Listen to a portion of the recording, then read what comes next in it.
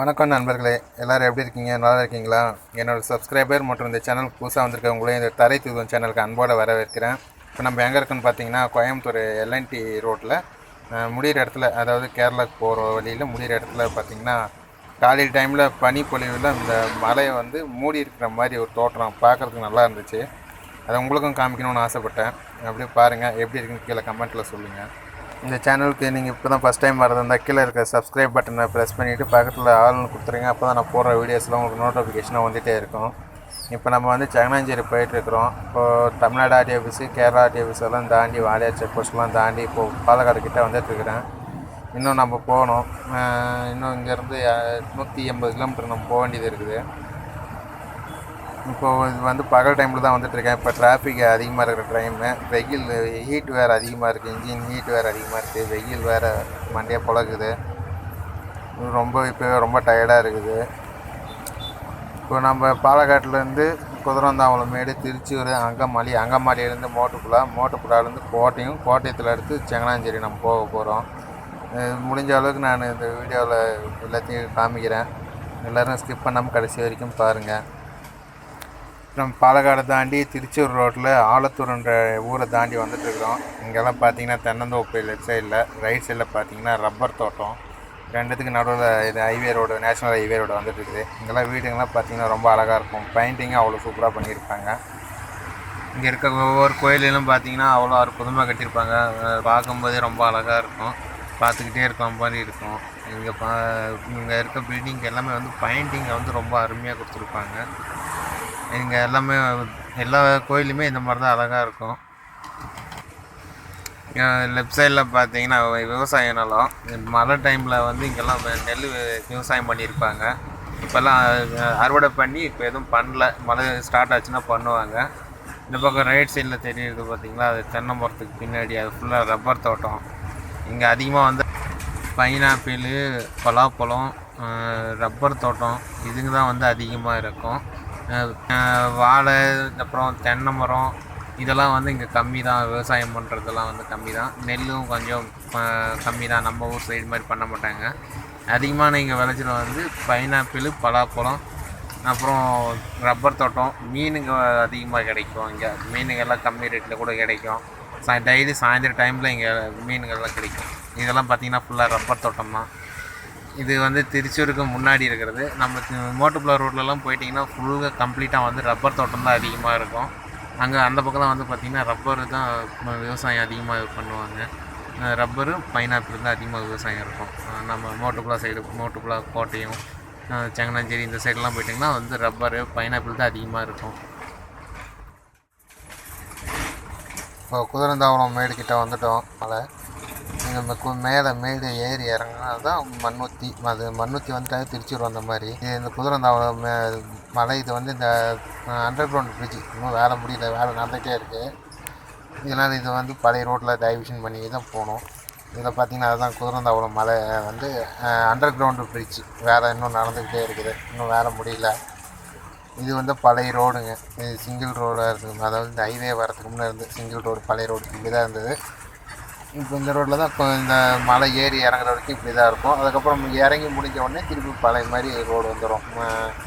6 line road வரும், இப்போ 4 line ரோடும் வரும், மாறி மாறி வரும்.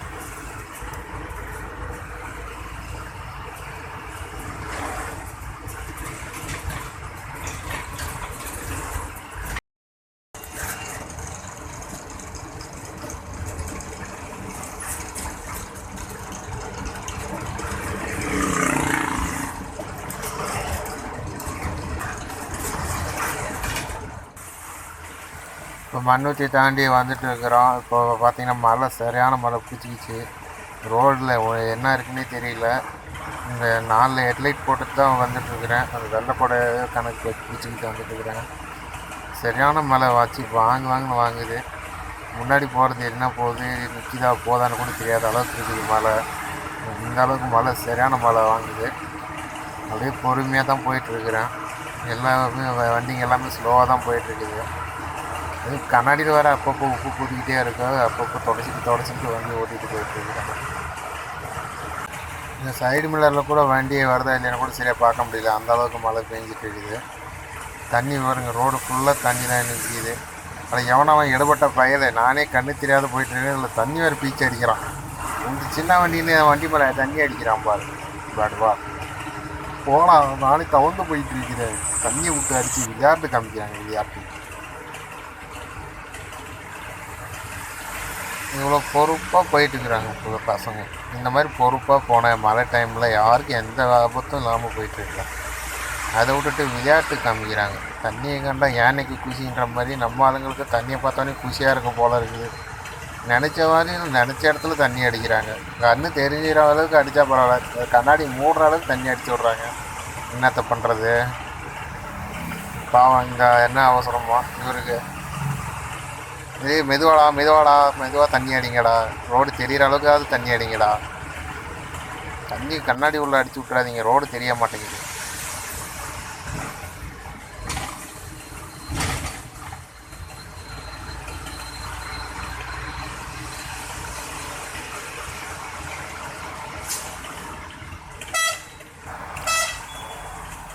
ஓரம் வராதடா, எடுபட்ட நாய் ஸ்டேரிங் வயலுக்கு எதுன்னு சொல்லி எப்படி உங்கள் ஸ்டேஜ் திருப்பாருதா? பக்கத்தில் யார் வரான்னு கூட தெரியாதா? அடடா, பிரேக் வேறு நிற்க மாட்டேங்குது, ஸ்லோத்தான் போகுது. லைனிங்கில் தண்ணி எரிச்சு போல இருக்குது. இவன் வேறு இவன் இஷ்டத்துக்கு ஸ்டேரிங்கை திருப்பிட்டு வழி விட மாட்டேங்கிறானே மழை இடத்துல. ஒரு வழியாக சைடு கொடுத்துட்டான்ப்பா, அப்படியே பொறுமையாக வந்துக்கிட்டே இருக்கலாம். அடே எங்கே இருந்தடா எனக்குன்னே தேடி வருவீங்களா? ஏன்டா இப்படி பண்ணுறீங்க? போங்கடா பொறுமையா. பல சிரமங்களுக்கு அப்புறம் நம்ம இறக்க பாயிண்ட் வந்துட்டோம். இப்போ வந்து இறக்கிறதுக்கு பாய் கவரில் அவுக்க சொல்லிட்டாங்க. கவர் அவுத்துட்ருக்குறேன். இது வந்து டோருக்கு பின்னாடி வர கிராஸ் கவருங்க, வட்டை கவருங்க. இதை வந்து பின்பக்கமாக வந்து மூட்டை சரியாக இருக்கிறதுக்காக போட்டு வச்சுருக்கிறது. இது ஒவ்வொரு கவரும் வந்து அவுத்து விட்டுட்டு அதுக்கப்புறம் எடுத்து கேபினில் சுற்றணும். கேபினில் சுற்றி முடிச்சதுக்கப்புறம் ஒரு 2 பாயும் எடுத்து மடித்து வைக்கணும். இதில் இருக்கிறதே எங்களுக்கு ரொம்ப கஷ்டமான வேலை. இது பாய் தூக்கி மடித்து வைக்கிறது தான். ஏன்னா பாய் ரொம்ப வெயிட்டாக இருக்கும். ஒரு ஆள் தான் நான் தூக்கி மடித்து தூக்கி கேபினில் ஏற்றணும். இதில் நைட்டு ஃபுல்லாக வேறு வண்டியை ஓட்டிகிட்டு வந்துட்டு அதுலேயே வந்து பாதி நாங்கள் டயர்டாகிடுவோம். இந்த பாயை மடிக்கிறதுக்குள்ளே போதும்னு ஆகிடும்.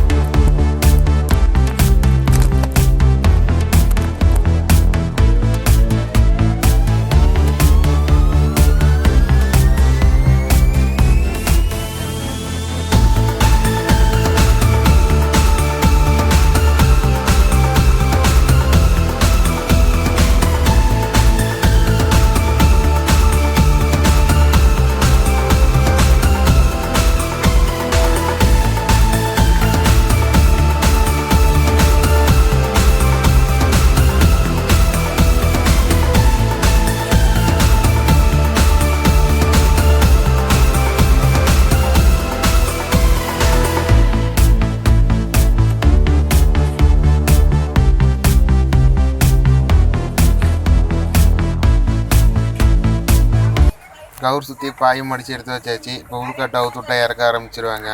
வீடியோ இதோடு முடியுது ஃப்ரெண்ட்ஸ். இந்த வீடியோ உங்களுக்கு பிடிச்சிருந்தா லைக் பண்ணுங்கள், சப்ஸ்கிரைப் பண்ணிக்கோங்க. இந்த வீடியோ உங்களுக்கு ரொம்ப பிடிச்சிருந்தா உங்கள் ஃப்ரெண்ட்ஸை கூட ஷேர் பண்ணிக்கோங்க. தேங்க்ஸ் ஃபார் வாட்சிங். எப்போவும் எனக்கு சப்போர்ட் கொடுத்துட்டே இருங்க. நன்றி.